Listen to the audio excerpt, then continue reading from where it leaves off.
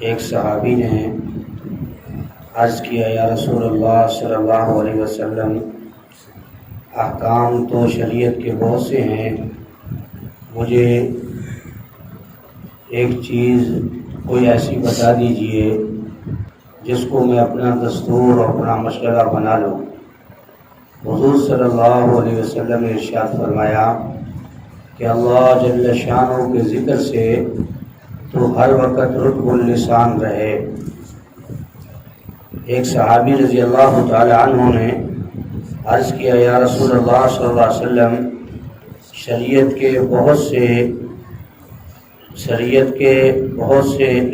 کے احکام تو بہت سے ہیں، مجھے کوئی چیز ایسی بتا دیجئے جس کو میں اپنا دستور اور اپنا مشغلہ بنا لوں۔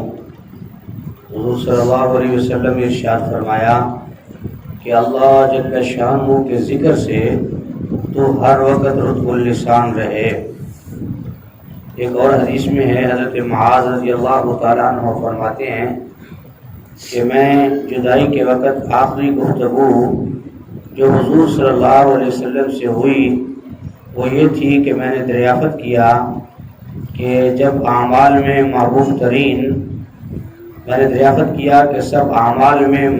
ترین عمل اللہ جل شانہ کے نزدیک کیا ہے؟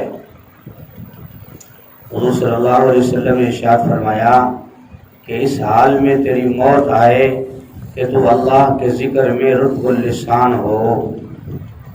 ایک اور حدیث میں ہے کہ حضرت معاذ رضی اللہ تعالیٰ عنہ فرماتے ہیں کہ میں جدائی کے وقت آخری گفتگو جو میں نے حضور صلی اللہ علیہ وسلم سے کی وہ یہ تھی، میں نے دریافت کیا کہ سب اعمال میں محبوب ترین اعمال اللہ جل شانہ کے نزدیک کیا ہے؟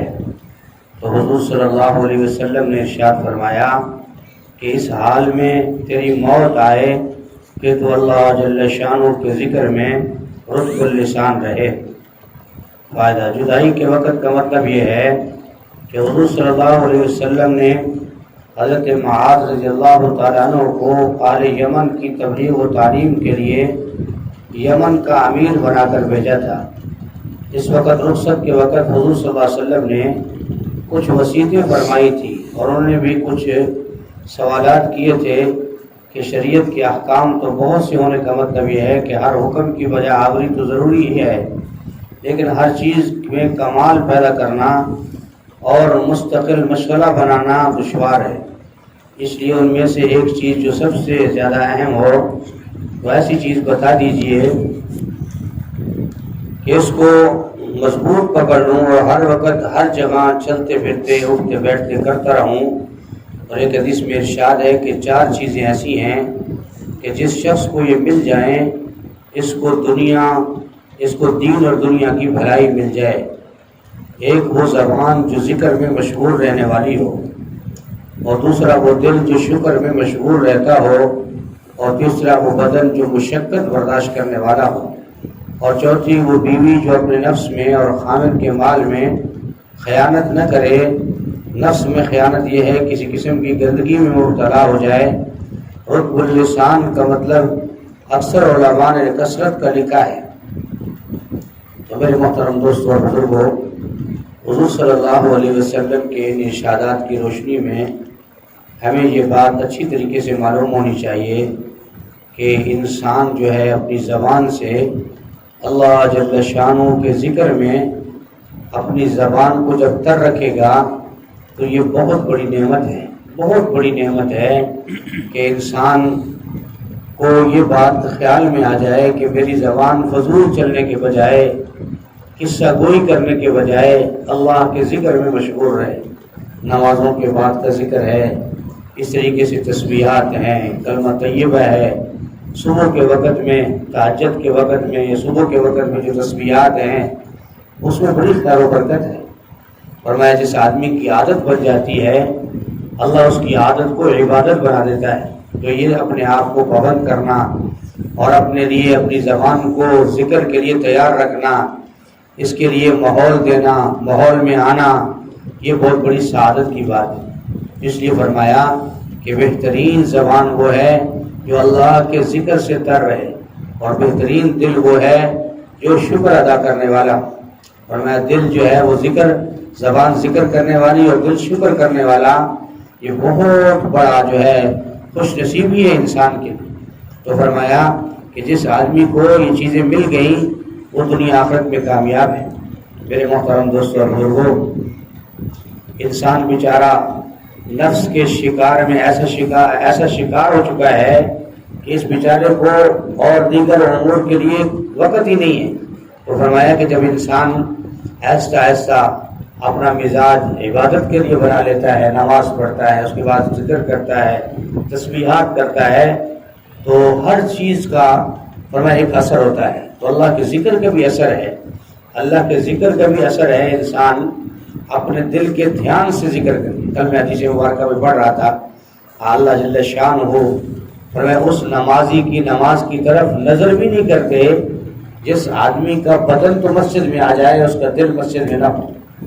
اس کا بدن تو نماز کے لیے کھڑا ہو جائے لیکن اس کا دل جو ہے وہ نماز کے لیے نہ ہو۔ تو فرمایا کتنی بڑی اہم بات ہے کہ اس نمازی کی نماز کی طرف اللہ نظر بھی نہیں کرتا کہ جس کا دونوں چیزیں جس کی حاضر نہ ہو۔ ہمیں خیال کرنا چاہیے۔ اس لیے فرمایا جب آدمی ذکر سے اللہ جل شانہ کا نام لے گا، کلمہ طیبہ کا ورد کرے گا، درود شریف پڑھے گا، استغفار کی تسبیح پڑھے گا، لا الہ الا اللہ الملک الحق المبین کی تسبیح کرے گا، صبح استغفار کی کرے گا۔ سیدنا یعقوب علیہ السلام کے بارے میں آتا ہے جب ان کے بیٹوں سے خطا ہوئی تو انہوں نے کہا میرے بیٹے میں صبح کے وقت میں تمہارے لیے استغفار کروں گا۔ تو فرمایا کسی کے لیے استغفار کرنا، دعا کرنا، اس میں صبح کا وقت بڑا مجرب ہے۔ اس لیے میرے محترم دوستوں اور بزرگوں، یہ ہم یہاں جو مجلس سے ذکر ہم نے یعنی اس کا اہتمام کیا ہے، تو اگر ہم سارے دوست ایک دوست کو ساتھ لے آئیں گے تو یہ بہت بڑی سعادت کی بات ہے۔ ہمیں اس کا اجر ملے گا، ثواب ملے گا، اور ہمارے دلوں کو کلمہ طیبہ کے نور سے اللہ جل شانہ منور فرما دے۔ وقت تو گزر رہا ہے، گزر جائے گا، ادھر بھی ادھر بھی، کہیں ادھر ادھر بیٹھ کے بھی، لیکن وہ لوگ خوش نصیب ہیں جن کو ایسی مجلس نصیب ہو۔ اللہ کی رضا کے لیے کرنا ہے۔ میں تو یہاں کوئی نہ کسی کو انعام دے سکتا ہوں، نہ انعام لے دینا ہے، بس اللہ کی رضا کے لیے ہم تھوڑی دیر بیٹھیں گے، اللہ جل شانہ کا ذکر کریں گے جو کلمہ طیبہ کا ورد ہے، تو انشاءاللہ ہفتہ بھر میں اللہ پاک ہمارے دلوں کو جو ہے وہ منور فرمائیں گے۔ سب ساتھی جو ہے وہ اس کے لیے ہر ہفتے کی بدھ کو جو ہے فرمایا کہ ہمیں ہر ہفتے میں بدھ کے دن اس عمل کو کرنا چاہیے، بلکہ ایک ساتھی کو دعوت دے کر ساتھ لائیں گے تو انشاءاللہ العزیز اس میں بہت بڑی خیر و برکت ہوگی۔ جس مجلس میں اللہ کا ذکر ہو، اس لیے میں نے بیان میں عرض کیا تھا حدیث مبارکہ کی روشنی میں کہ فرشتوں کی ایک جماعت روئے زمین پر پھرتی رہتی ہے، جہاں ذاکرین بیٹھے ہوں اس ذکر کرنے والی مجلس کو وہ فرشتے گھیر لیتے ہیں اور پھر اس مجلس کا حال احوال اللہ کے پاس لے کر جاتے ہیں۔ تو میرے محترم دوستوں اور بزرگوں، اور اس کے علاوہ فرمایا بہت بڑا اجر ہے کہ آدمی جو ہے اس ذکر کے عمل میں شریک ہو جائے، دعا قبول ہوتی ہے۔ اور پھر حدیث میں آتا ہے کہ جنت کے 8 دروازے ہیں، ایک دروازہ اللہ نے ذاکرین کے لیے رکھا ہے جو اخلاص سے ذکر کریں گے، اللہ کی رضا کے لیے کریں گے، کسی کو دکھلاوے کے لیے نہیں کریں گے، صرف اللہ راضی ہو جائے، ہمارا دل جو ہے وہ منور ہو جائے تو اس سے بھی اللہ راضی ہو جاتا ہے۔ تو فرمایا اللہ کی رضا کے لیے عمل کرنا اور ذکر کرنا یہ اللہ کو بڑا پسند ہے۔ اللہ پاک ہم سب کو جو کچھ کہا سنا سو عمل کی توفیق نصیب